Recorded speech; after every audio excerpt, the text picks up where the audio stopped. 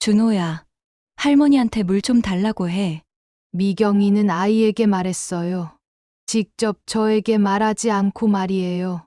마치 제가 가족이 아닌 고용된 사람처럼요.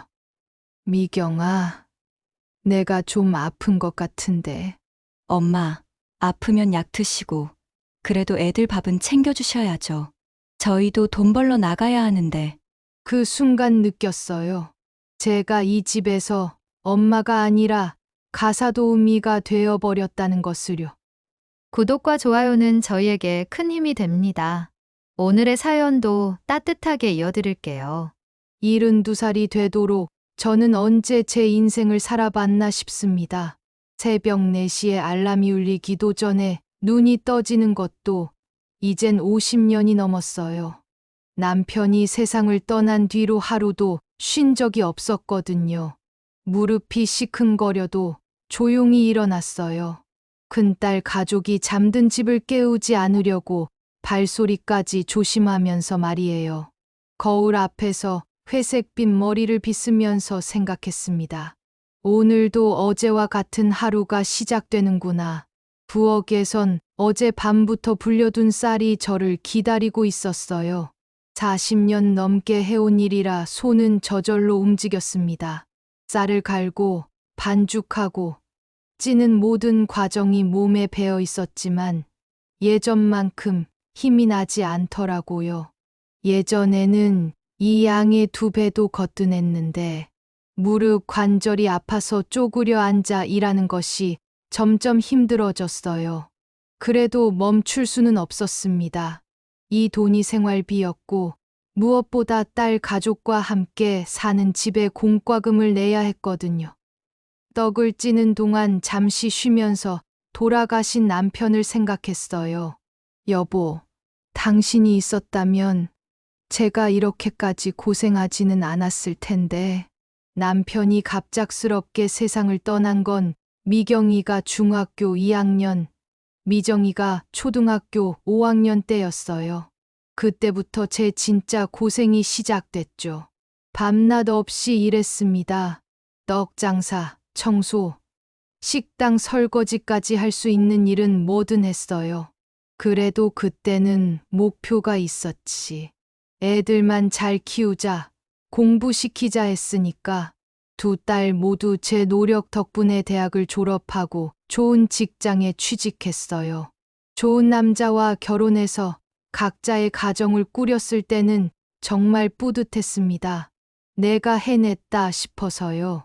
하지만 시간이 지나면서 상황이 달라졌어요. 미경이가 아이 2을 키우면서 저에게 도움을 요청했을 때는 기뻤습니다. 엄마, 잠시만 우리 집에서 지내시면서 애들 좀 봐주시면 안 될까요? 맞벌이 하기가 너무 힘들어서요. 기꺼이 승낙했어요. 드디어 딸과 함께 살며 손주들도 키울 수 있다는 기대감에 가슴이 뛰었습니다. 처음 몇 달은 정말 좋았어요. 미경이는 진심으로 감사해했거든요. 엄마 덕분에 정말 편해요. 고마워요. 어린 손주들도 저를 정말 잘 따라주었어요. 할머니, 이거 읽어주세요. 할머니, 배고파요. 기꺼이 아이들의 요청에 응했습니다. 아침 일찍 시장 일을 마치고 돌아와서는 손주들을 돌보고 집안일을 했어요. 하지만 시간이 지나면서 미경이의 태도가 달라지기 시작했어요. 엄마, 준호 학원 데려다 주시고 오는 길에 마트 좀 들러주세요. 엄마, 오늘 회식이 있어서 늦어요. 애들 밥 챙겨주시고 재워주세요. 엄마, 빨래 좀 널어주시고, 그리고 화장실 청소도 좀. 이제는 부탁이 아니라 당연한 것처럼 여겨지기 시작했습니다.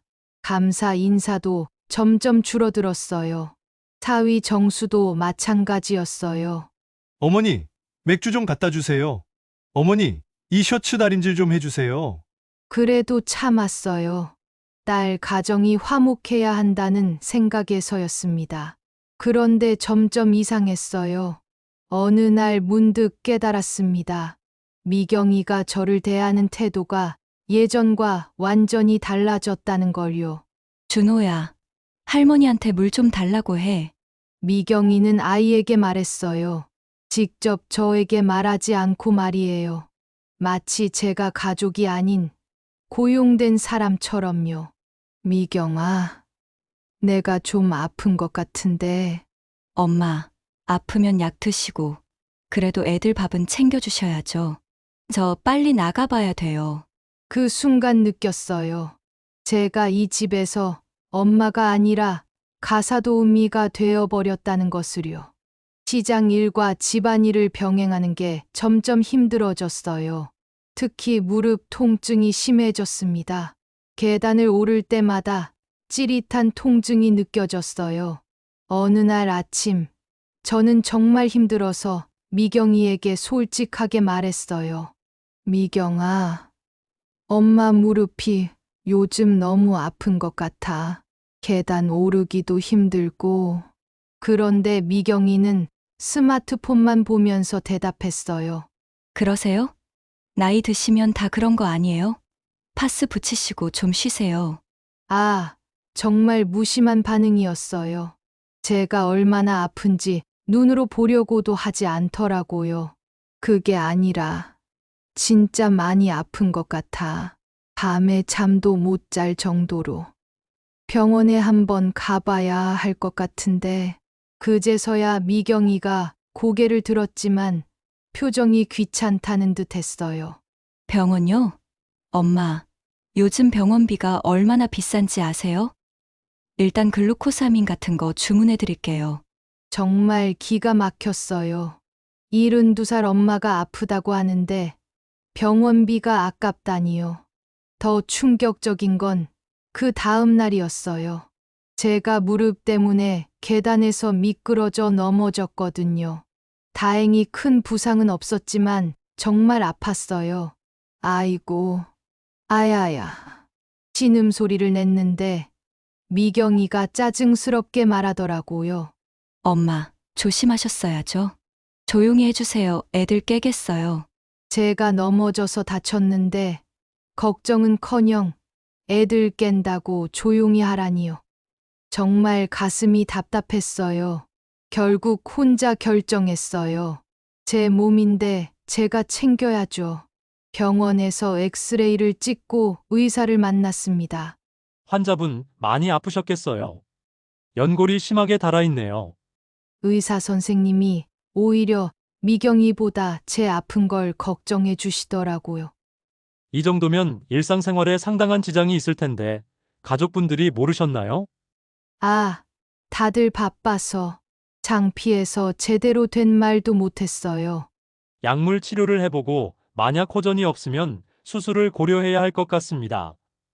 혼자 계시면 위험하니까 가족분들께 꼭 말씀드리세요. 집에 돌아와서 미경이에게 얘기했습니다.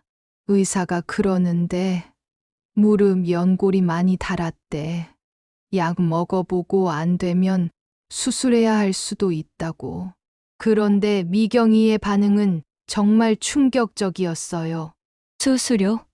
엄마, 수술하면 회복하는데 시간이 얼마나 걸리는데요?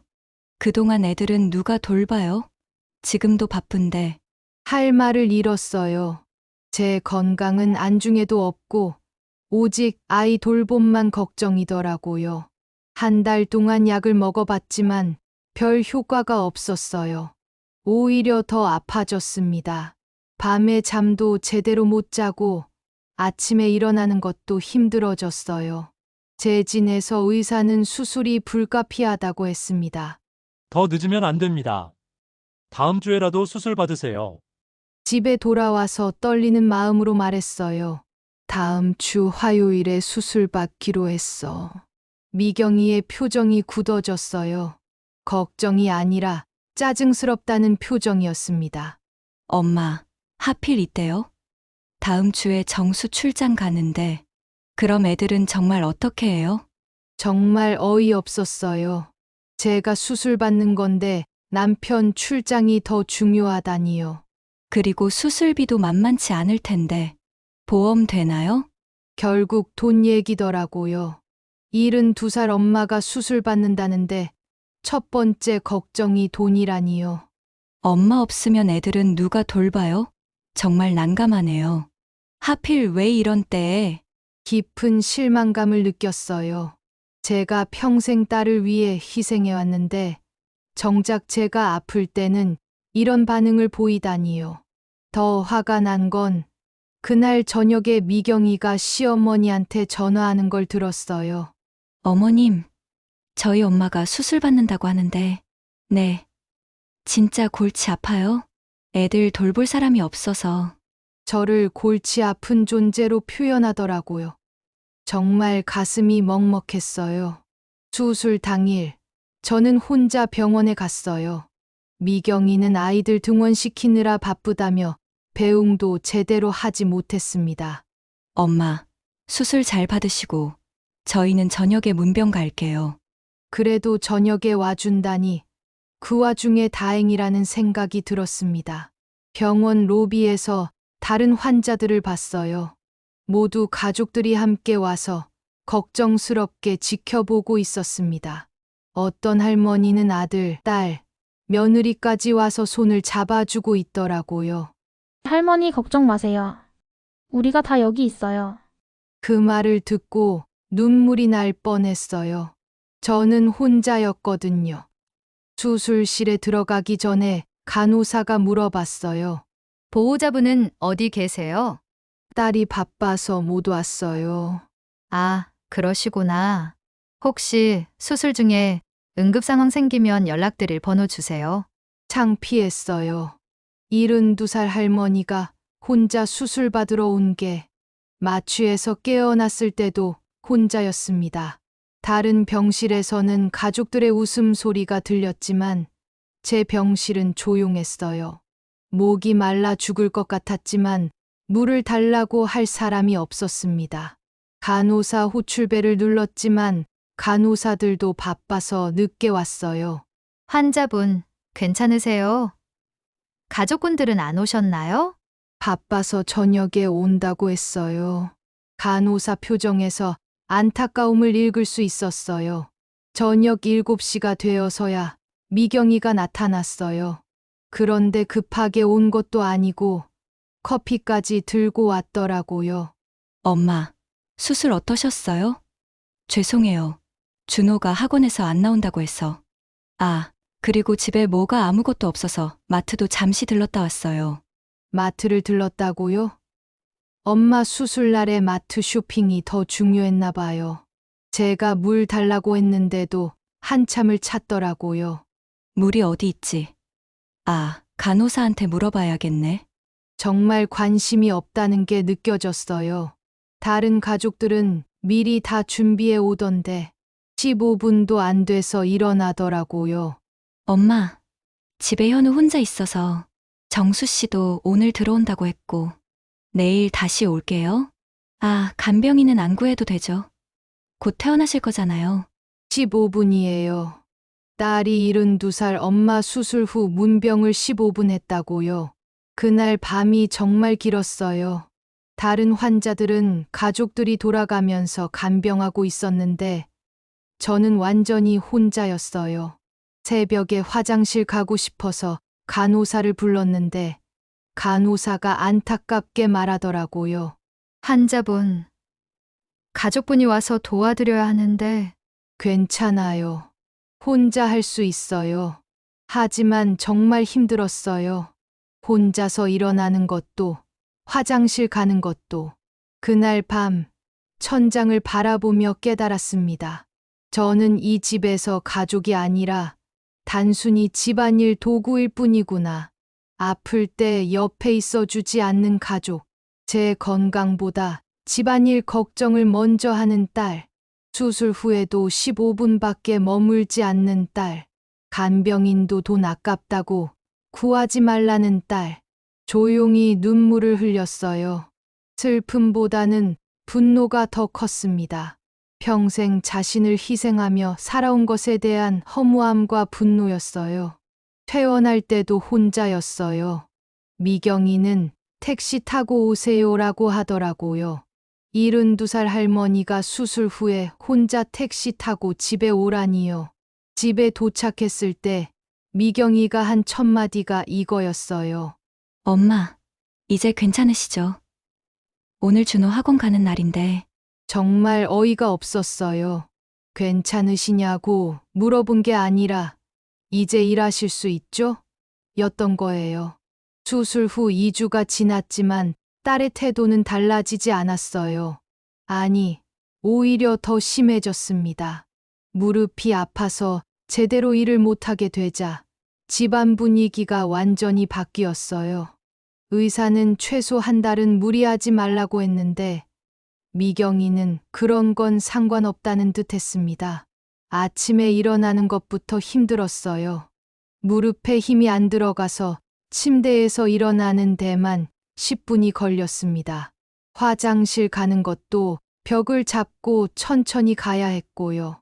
그런데 미경이는 제가 느리게 움직인다고 짜증을 냈어요. 엄마, 이러다 준호 학원 늦겠어요. 72살 할머니가 무릎 수술 받고 2주밖에 안 됐는데 느리다고 하더라고요. 정말 기가 막혔습니다. 계단을 내려갈 때는 더욱 힘들었어요. 한 계단씩 조심조심 내려가야 했거든요. 그런데 미경이가 뒤에서 한숨을 푹푹 쉬면서 말했어요.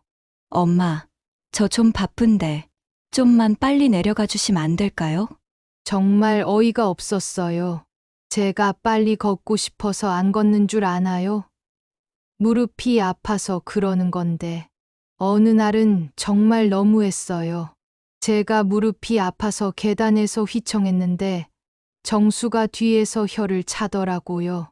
아이고, 어머니 이제 밖에 못 다니시겠어요. 그냥 집에 계세요. 그 말이 왜 그리도 서운했던지요. 더 충격적인 건 미경이가 시어머니한테 전화하면서 한 말이었어요. 어머님, 저희 엄마가 수술하고 나서 완전히 무용지물이 됐어요. 할 수 있는 게 하나도 없다니까요. 무용지물이라고요? 제가 무용지물이라고 했어요. 정말 가슴에 대못을 박은 기분이었습니다. 빨래를 넣을 때도 한참이 걸렸어요. 무릎이 아파서 자꾸 쉬어야 했거든요. 빨래 하나 널고 앉아서 쉬고 또 하나 널고 쉬고 그러면 미경이가 한숨을 쉬면서 말했어요. 아, 진짜 답답해. 어차피 내가 전부 다 다시 해야 하네. 자기가 전부 다 다시 한다고 해요. 제가 할 수 있는 건 최선을 다해서 하고 있는데 어느 날은 제가 무릎이 아파서 바닥에 떨어진 숟가락을 못 주웠어요. 무릎을 굽히기가 너무 아팠거든요. 그래서 미경이한테 부탁했죠. 미경아, 저기 숟가락 좀 주워줘. 그랬더니 미경이가 뭐라고 했는지 아세요? 엄마, 그런 것도 못 하시면 어떻게 해요? 저는 언제까지 엄마 시중을 들어야 하는 거예요? 시중이라고 했어요. 딸이 아픈 엄마 도와주는 걸 시중 든다고 표현하더라고요. 청소할 때는 더 힘들었어요. 바닥을 닦으려면 무릎을 굽혀야 하는데 수술 부위가 아파서 제대로 할 수가 없었어요. 그러니까 구석구석 깨끗하게 안 됐죠. 제가 할 수 있는 한 최선을 다했는데도 말이에요. 그런데 미경이가 뭐라고 했는지 아세요? 엄마, 여기 왜 이렇게 더러워요? 차라리 안 하시는 게 낫겠어요. 제가 다시 해야 할 것 같은데, 차라리 안 하는 게 낫다고 해요. 정말 마음이 아팠습니다. 요리하는 것도 마찬가지였어요. 오래 서 있으면 무릎이 아파서 자꾸 앉아야 했습니다. 그러다 보니 음식을 하다가 중간중간 쉬게 되고 시간이 오래 걸렸어요. 어느 날 된장찌개를 끓이는데 무릎이 아파서 중간에 앉아 쉬었거든요. 그랬더니 찌개가 좀 타더라고요. 엄마, 밥도 제대로 못 하시네요. 이제 정말 어쩌죠? 제대로 못한다고 해요. 아픈데도 매일 음식을 해왔는데 그런 소리를 하다니요. 정말 화가 난 건 어느 날 제가 무릎이 너무 아파서 소파에 앉아 쉬고 있었는데 미경이가 이렇게 말한 거예요. 엄마, 쉬실 거면 방에서 쉬세요. 애들이 TV 보려고 하는데 앉을 자리가 없네요. 자리가 없다고요? 자리 차지하지 말고 방에 들어가라니요. 정말 기가 막혔어요. 그 말을 듣고 방으로 들어가는데 무릎이 아파서 비틀거렸어요. 그런데 정수가 중얼거리더라고요. 진짜 불편해 죽겠네. 불편하다고 해요. 제가 불편하다고. 정말 가슴이 찢어지는 것 같았습니다. 손주들도 할머니가 아픈 걸 알면서도 계속 이것저것 시켰어요. 할머니, 물 갖다 주세요. 할머니, 과자 까서 주세요. 예전 같으면 기꺼이 해줬을 텐데 지금은 무릎이 아파서 움직이기 힘들었어요. 그런데 제가 아파서 못하겠다고 하면 아이들이 엄마한테 가서 말하더라고요. 엄마, 할머니가 아프다고 안 해줘요. 그러면 미경이가 저한테 와서 짜증스럽게 말했어요. 엄마, 애들 그것도 못 해줘요? 별것도 아닌데. 정말 서운했습니다. 어느 날은 정말 황당한 일이 있었어요. 제가 무릎이 아픈데도 시장에 장을 보러 나갔거든요. 계단을 내려가는데 너무 아파서 난간을 붙잡고 한참을 쉬었어요. 지나가던 이웃집 할머니가 걱정스럽게 물어보셨어요. 영자 씨 괜찮아요? 많이 아파 보이는데. 정말 고마웠어요. 집에서는 아무도 걱정해주지 않는데 남이 더 걱정해주니까요. 시장에서도 무거운 것들을 들고 오기가 힘들어서 여러 번 나눠서 사왔어요. 예전엔 한 번에 다 들고 왔는데 이제는 조금씩만 들 수 있었거든요. 집에 들어가서 짐을 내려놓는데 미경이가 보더니 뭐라고 했는 줄 아세요? 엄마, 왜 이것밖에 안 사왔어요? 이걸로 며칠 살라고요? 이것밖에 안 샀다고 해요. 아픈 몸으로 시장 다녀온 것도 모르고요. 장 보는 것도 제대로 못 하시면 어떻게 해요? 차라리 제가 할게요. 하지만 그럼 내 시간이 없어지는데. 제대로 못한다고 하면서도 자기가 하기는 싫다는 투더라고요. 더 충격적인 건 며칠 후에 미경이가 친구들이랑 통화하는 걸 들었는데요. 우리 엄마가 수술하고 나서 완전히 폐인이 됐어. 하는 것도 없으면서 하루 종일 집에만 계시고. 폐인이라고 했어요. 제가 폐인이라고. 정말 가슴에 대못이 박히는 기분이었습니다. 솔직히 요양원 보내고 싶은데 돈이 아깝잖아. 그냥 집에서 모시고 사는 게 경제적이긴 한데 진짜 스트레스 받아 죽겠어. 요양원 보내고 싶다고 해요. 그리고 저를 모시는 게 스트레스라고. 정말 어이가 없었어요. 정말 서글픈 건 제가 아픈데도 딸 부부는 밖에 놀러 다녔어요. 주말에 아이들 데리고 놀이공원도 가고 맛집도 가고요. 엄마, 우리 놀러 가는데 집 좀 봐주세요. 아, 그리고 저녁에 늦게 들어올 텐데 문단속 잘 해주시고요. 혼자 집에 있으면 정말 외롭고 서글펐어요. 무릎은 아프고 움직이기는 힘들고 그렇다고 누가 돌봐주지도 않고 더 황당한 건 제가 물리치료를 받아야 한다고 했을 때였어요. 의사가 꾸준히 받으라고 했거든요. 엄마, 물리치료요? 그것도 돈 들어가는데 집에서 운동하시면 안 돼요? 72살 할머니가 혼자 집에서 무슨 운동을 하라는 건지 모르겠더라고요. 정작 자신들은 헬스장 등록해서 운동하러 다니면서 말이에요. 엄마, 이제 괜찮으시죠? 준호 학원 데려다 주셔야 하는데. 미경아, 아직 무릎이 아픈데. 의사가 걸어 다니라고 했다면서요? 그럼 천천히라도 다니세요. 무력감을 느꼈어요. 수술받고 2주밖에 안 됐는데도 벌써 예전 일상으로 돌아가라는 딸이었습니다. 그런데 그날 결정적인 순간이 왔어요. 거실에서 딸 부부의 대화가 들렸는데요. 정말 충격적이었습니다. 여보, 어머니 언제까지 이러실 거야? 정수가 속삭이는 듯 말했어요. 뭘? 아픈 척 하시면서 집안일 대충 하시는 거 말이야. 쉿, 들려요. 하지만 제 귀에는 모든 말이 들렸어요. 어머니 없으면 우리도 자유롭지 않을까? 가슴이 철렁 내려앉았어요. 요양원 보내는 게 낫지. 이제는 거동도 힘드시잖아. 그런데 이 집은 어떻게 해? 엄마 명의잖아. 그게 문제지. 하지만 어머니가 요양원에 가시면 우리가 관리해야 할 거 아니야? 더 이상 듣고 있을 수 없었어요. 요양원. 나를 요양원에 보내려고 평생 피땀 흘려 일해서 이 집을 샀어요. 남편이 죽고 혼자 두 딸을 키우면서도 포기하지 않고 이 집을 지켜냈습니다. 그런데 이제 그 집에서 쫓겨날 위기에 처했다니요. 제가 이 가족에게는 그런 존재였구나. 하루 종일 그 대화가 머릿속에서 맴돌았어요. 요양원 보내는 게 낫지. 어머니 없으면 우리도 자유롭지 않을까? 얼마나 순진했는지 깨달았어요.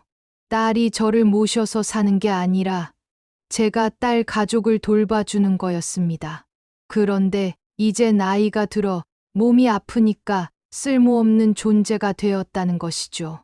그날 밤 중요한 서류들을 꺼내봤어요. 집 등기부등본, 권리증서들 모두 제 이름으로 되어 있었습니다. 왜 제가 제 집에서 눈치를 봐야 하는지, 왜 제가 쫓겨날 걱정을 해야 하는지 모르겠더라고요. 다음 날 저녁 또다시 들렸어요. 여보, 요양원 알아봤어? 응. 몇 군데 봐놨어. 한 달에 100만 원 정도면 될 것 같아. 그런데 엄마가 가시려고 할까? 설득해야지. 나이도 많으시고 거동도 불편하신데 전문적으로 돌봄 받으시는 게 좋다고. 더 이상 참을 수 없었어요. 그들이 저를 없는 사람 취급하며 제 미래를 마음대로 계획하고 있다는 사실에 분노가 치밀었습니다. 그날 밤 잠들지 못했어요. 천장을 바라보며 지난 몇 년을 생각해 봤습니다. 더 이상은 안 된다는 결론에 도달했어요. 그래, 니들이 보내기 전에 내가 먼저 나가겠다. 다음 날 아침 평소보다 일찍 나가서 부동산 중개소로 향했습니다. 집을 팔려고 합니다. 이 아파트면 좋은 곳이네요. 시세가 한 7, 8억 정도 될 것 같은데요. 지금 당장요. 빨리 팔고 싶어요. 부동산에서 나오면서 이상하게 마음이 가벼워졌어요. 40년 넘게 묵은 짐을 내려놓는 느낌이었습니다. 그래, 이제 진짜 내 인생을 살아보자. 집을 매물로 내놓은 지 사흘 만에 구매자가 나타났어요. 시세보다 약간 낮게 내놨더니 7억 2천에 바로 거래하겠다고 했습니다. 딸 부부에게는 친구들과 온천 여행을 간다고 거짓말을 했어요. 실제로는 새 집을 보러 가는 것이었지만요. 남쪽 해안 도시의 작은 집에 도착했을 때 마치 다른 세상에 온 것 같았어요. 공기가 맑고 바다 소리가 들렸습니다. 창문을 열면 바다가 보이는 이 집에서 하룻밤을 보냈어요. 여기서 살면 정말 좋겠어요. 오랜만에 마음의 평화를 느꼈습니다. 누구의 눈치도 보지 않고 아무도 저에게 이것저것 시키지 않는 고요함이 좋았어요. 서울로 돌아와서 이사 준비를 했습니다. 40년간 모은 물건들 중에서도 꼭 필요한 것들만 챙겼어요. 옷가지, 사진 몇 장, 남편의 유품 몇 개, 그리고 중요한 서류들. 이사 당일 아침, 마지막으로 집안을 둘러봤어요. 40년간의 추억이 곳곳에 스며 있었습니다. 하지만 이제는 떠날 때였어요. 딸 부부에게 편지를 써서 주방 식탁 위에 놔뒀습니다. 미경아, 정수야, 이 집을 팔았어. 이번 달까지 이사를 가야 해. 자세한 얘기는 돌아와서 하자. 오후 7시, 딸 부부가 직장에서 돌아왔어요. 엄마, 어디 계세요? 미경이가 편지를 발견하고 읽더니 표정이 굳어졌습니다. 여보, 이거 봐요. 바로 그때 제가 현관문을 열고 들어갔어요. 엄마, 이게 무슨 일이에요? 집을 팔았다니요? 전 침착하게 말했습니다. 이미 각오가 되어 있었습니다. 응, 팔았어. 난 내일 이사 나가. 짐도 다 싸놨어. 거실에 공기가 얼어붙었어요. 엄마, 왜 이런 일을 혼자 결정하세요? 내 집이니까 내가 혼자 결정하지. 그럼 우린 어떻게 하라고요? 너희들이 자유를 원했잖니. 전 소파에 앉으며 말했어요. 너희가 요양원에 넣기 전에 내가 먼저 나가주는 거야. 무슨 소리예요? 요양원이 왜 나와요? 미경이가 당황했지만 정수는 얼굴이 빨갛게 변했어요. 자신들의 대화를 들었다는 것을 눈치챈 것이죠. 그래, 다 들었어. 나 없으면 너희가 자유로워진다고, 요양원에 보내는 게 낫다고. 어머니, 그건 그냥 하는 말이었어요. 정수가 소리를 질렀어요. 일방적으로 분노가 섞인 목소리로 말했습니다. 이 집 누구 돈으로 샀는지 알아? 내가 40년 동안 피땀 흘려서 산 집이야. 미경이가 울음을 터뜨렸어요. 엄마, 그럼 우린 어떻게 하라고요? 갑자기 이러시면 애들은요?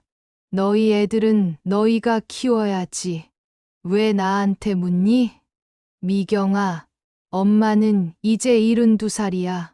남은 시간 동안은 내가 하고 싶은 대로 살고 싶어. 너희도 자유를 원했으니까 이제 진짜 자유를 주마. 저는 일어서며 말했습니다.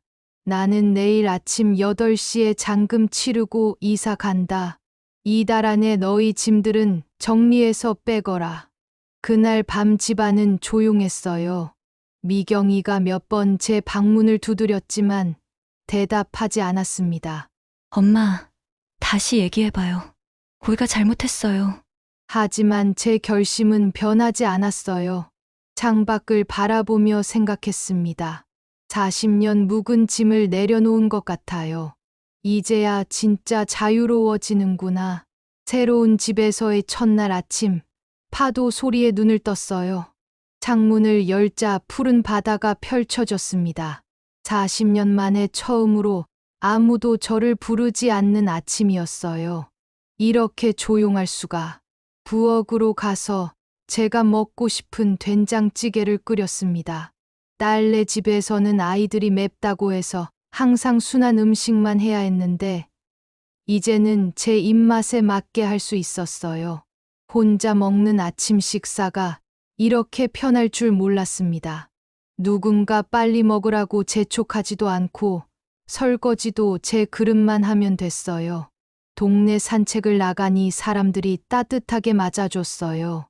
새로 오신 분이시네요. 저는 김순덕이에요.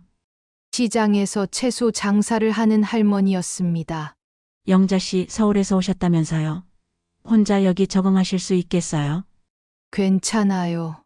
오히려 여기가 더 좋은 것 같아요. 진심이었어요. 사람들의 따뜻한 관심. 참 오랜만에 느끼는 것이었습니다. 첫 주 동안 새로운 환경에 완전히 적응했어요. 무엇보다 좋은 건 아무도 저에게 이래라 저래라 하지 않는다는 것이었습니다. 하고 싶은 일을 하고, 쉬고 싶을 때 쉬고, 먹고 싶은 걸 해 먹을 수 있었어요. 이게 진짜 인생이구나. 점점 동네 사람들과 친해졌어요. 순덕 언니는 좋은 친구가 되었습니다. 영자 씨 내일 공원에 산책 가는데 같이 갈래요? 오랜만에 또래 친구들과 어울릴 기회였어요. 공원에서 내려다본 바다 풍경이 아름다웠습니다. 오랜만에 마음이 탁 트이는 기분이었어요. 한 달이 지나자 완전히 새로운 일상에 적응했습니다. 새벽에 바다를 보며 차를 마시고, 오전에는 시장에서 사람들과 수다를 떨고, 오후에는 산책을 하거나 독서를 했어요. 이렇게 편할 수가 있나. 가끔 서울 생각이 나기도 했지만 후회는 되지 않았어요. 한 달 반이 지난 어느 날 미경이에게서 전화가 왔습니다. 엄마, 목소리만 들어도 많이 지쳐 있다는 게 느껴졌어요. 그래, 미경아, 잘 지내니? 엄마는 어떻게 지내세요? 저는 잘 지내고 있어요. 걱정 마세요. 엄마 미안해요. 미경이의 목소리가 떨렸어요. 그동안 엄마한테 너무했어요. 전화를 통해 딸의 현실을 알게 됐어요. 집이 팔린 후 딸 부부는 정수의 어머니 집에 얹혀 살게 됐다고 했습니다. 눈치를 많이 봐야 해요. 시부모님도 이것저것 시키시고. 그래서 엄마 생각이 나는구나. 씁쓸하게 웃었어요. 엄마, 정말 미안해요. 그때 엄마가 어떤 기분으로 사셨는지 이제야 알겠어요. 미경아, 엄마는 이제 다시는 너희의 그림자가 되지 않을 거야. 목소리는 단호했습니다. 하지만 애들이 보고 싶긴 하네. 여기로 언제든지 놀러와.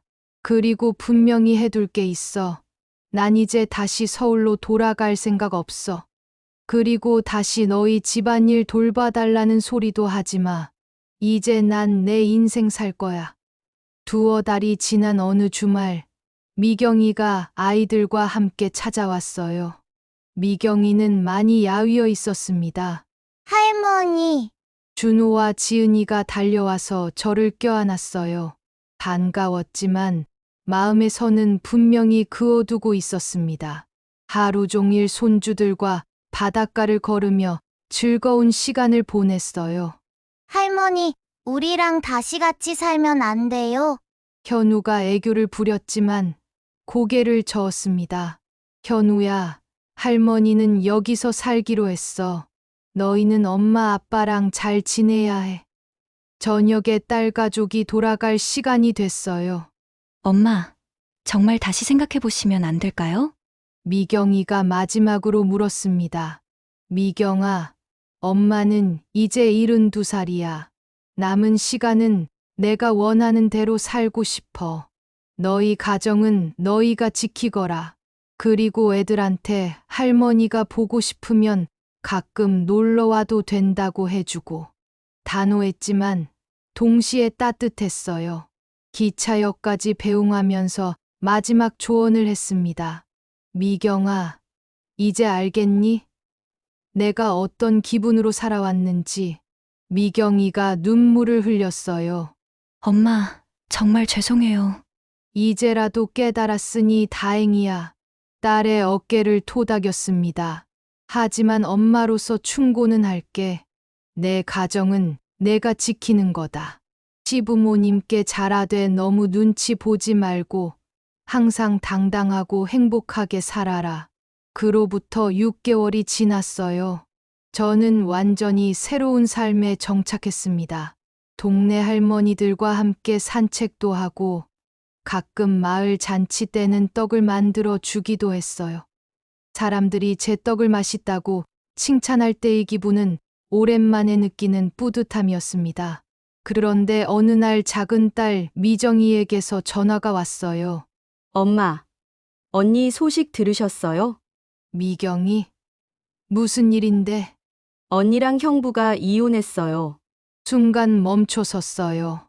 뭐라고? 언니가 시댁에서 견디다 못해서 아이들 데리고 나왔대요. 지금 원룸에서 혼자 살고 있어요. 가슴이 복잡해졌어요. 예상은 했던 일이었습니다. 정수와 미경이의 관계가 그렇게 견고해 보이지 않았거든요. 특히 집을 잃고 시댁에서 눈치를 보며 살아야 하는 상황에서는요. 애들은 언니가 키우고 있어요. 형부가 양육비는 주기로 했다는데. 미정아, 너는 언니 만났니? 네, 어제 봤는데 많이 힘들어해요. 특히 아이들 때문에요. 전화를 끊고 바다를 바라봤어요. 손주들 얼굴이 떠올랐습니다. 6살, 4살이던 아이들이 이제 7살, 5살이 되었을 텐데 부모의 이혼을 겪고 있다니요. 하지만 동시에 생각했어요. 이것도 미경이가 선택한 길이에요. 제가 나서서 해결해 줄 일이 아니더라고요. 며칠 후 미경이에게서 직접 전화가 왔어요. 엄마, 목소리가 많이 상해 있었어요. 미정이한테 들었어. 힘들겠구나. 엄마 정말 죄송해요. 그때 엄마 말씀을 들었어야 했는데. 뭘 들었어야 한다는 거니? 엄마가 그랬잖아요. 내 가정은 내가 지키라고. 시어머니 눈치 보지 말고 당당하게 살라고. 그때의 조언을 기억하고 있었구나. 그런데 저는 못했어요. 결국 정수 씨랑도 싸우고, 애들 앞에서도 크게 다투고. 한참 울음소리가 들렸어요. 엄마, 이제 어떻게 하죠? 아이들 둘을 혼자 키워야 하는데. 예전 같았으면 당장 달려갔을 거예요. 딸이 힘들다는데 가만히 있을 수 없었을 테니까요. 하지만 이제는 달랐어요. 72회를 살면서 깨달은 게 있었거든요. 미경아, 엄마가 해줄 수 있는 조언은 다 해줬어. 이제는 내가 해결해야 할 일이야. 엄마, 내가 선택한 길이잖아. 이혼도 내 선택이고. 그렇지만 미경아, 엄마는 이제 72살이야. 내 인생 살기도 벅차. 냉정하게 들릴 수 있지만 진심이었어요. 하지만 애들은 가끔 보고 싶단다. 시간 나면 언제든 놀러 오렴. 어느 날 미경이가 전화로 말했어요. 엄마, 요즘 많이 생각해봤는데 엄마가 왜 그런 선택을 하셨는지 이제 조금 알 것 같아요. 그래? 저도 혼자 살아보니까 알겠어요. 누군가를 위해서만 사는 게 얼마나 힘든 일인지. 미경이가 조금씩 깨달아가고 있는 것 같았어요. 엄마, 저도 이제 제 인생을 살아보려고 해요. 아이들한테만 매달리지 말고 저도 하고 싶은 일을 찾아보려고요. 그거 좋은 생각이다. 엄마처럼 용기가 있었으면 좋겠어요. 미경아, 용기는 나이가 들어서 생기는 게 아니야. 더 늦기 전에 시작하렴. 그날 밤, 창밖으로 보이는 끝없는 바다를 바라보며 중얼거렸어요. 이제야 진짜 내 인생이 시작됐구나. 72년을 살면서 처음으로 자신만을 위한 시간. 누군가를 돌볼 의무도, 누군가의 눈치를 볼 필요도 없는 완전한 자유. 파도 소리가 자장가처럼 들려와요. 내일 아침에도 아무도 저를 부르지 않을 거예요. 하고 싶은 일만 하면서 하루를 보낼 수 있어요. 가끔 동네 할머니들과 수다를 떨 때 이런 얘기를 해요. 자식 농사는 정말 어려운 것 같아요. 그래, 너무 잘해주면 당연하게 여기고, 안 해주면 원망하고, 적당한 게 제일 어려운 거야. 하지만 이제는 그런 고민도 하지 않아요. 때로는 힘들고, 때로는 외로울 수도 있지만 그 모든 것이 제 선택이고 제 인생이에요. 어느 봄날 작은 텃밭에 꽃씨를 심으면서 생각했어요. 40년 넘게 남을 위해 살았던 시간들. 그 시간이 완전히 헛된 건 아니었어요. 두 딸을 키우고 손주들과 함께한 시간들. 그 모든 게 제 인생의 일부였죠. 하지만 이제는 저를 위한 시간이에요. 꽃씨 하나하나를 정성껏 심으면서 다짐했어요. 이 꽃들처럼 내 남은 인생도 아름답게 피워보자. 그렇게 김영자의 72세부터 시작된 진짜 인생이 계속되고 있어요.